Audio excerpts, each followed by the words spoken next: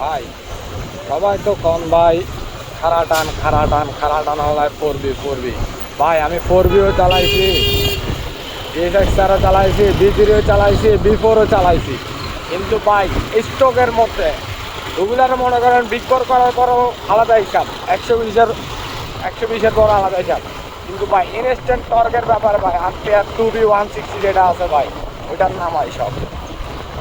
আমি গ্যারান্টি দিয়ে বলতে পারি ভাই সব চালানো গিয়েছে ভাই আল্লাহ দিলে, কিন্তু স্ট্রোকের মধ্যে মনে করেন স্ট্রোক বুঝছেন তো, স্ট্রোক মানে কি অরিজিনালি কোম্পানি ফিটেড যে অ্যাক্সেসরিজগুলো এটাতে লাগানো আছে ওই অবস্থায় গাড়িতে যেটা ইনস্ট্যান্ট টর্ক থাকে সেটার জন্য আরটিআর 2B সেরা ভাই। কারণ আমি নিজে চালাই যে তার জন্য বলতেছি না ভাই, আমি অনেক গাড়ি চালা দিচ্ছি, কম্পেয়ার করে দিচ্ছি, কিন্তু ইনস্ট্যান্ট টর্ক এই আরটিআর 2B এই গাড়িটা যতটুকু দেয় আমি বাংলাদেশে মনে হয় না আর কোনো গাড়ি আছে এটার মধ্যে এরকম টর্ক দিতে পারে, ইনস্ট্যান্ট টর্ক যেটা বলে।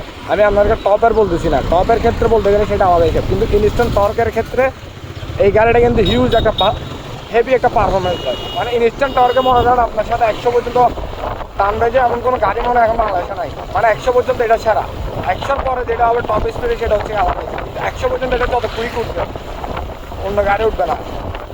আমার থেকে কিছু ফুটেজ তখন আমি সিবিআরের সাথে রেস নিয়েছিলাম, টান নিয়েছিলাম, তারপর বি3-এর সাথে টান নিয়েছিলাম, ওই ফুটেজগুলো আমি তখন নিয়ে নাই, যদি নিতাম আপনাদেরকে দেখাতে পারতাম। ইনস্ট্যান্ট টর্কের মধ্যে এটা ধারে কাছেও নাই, বিশ্বাস করেন আর না করেন। আমারটা এখনো স্টকে রাখছে, এখনো পর্যন্ত কোনো কিছু মডিফাই করি নাই, ইঞ্জিনও কোনো কিছু মডিফাই করি না, বিগ বড় করা হয় নাই, যেটা কোম্পানি শোরুম থেকে ফিটের দিয়েছিল ওই ফিটের অবস্থায় আমি রেস করছিলাম অনেকগুলোই। তাই আলহামদুলিল্লাহ এই গাড়িটা আমার ভালো একটা পারফরমেন্স দিচ্ছে। ভালো পারফরমেন্স মানে কি হিউজ হেভি পারফরমেন্স হচ্ছে ভাই, বলার মতো না।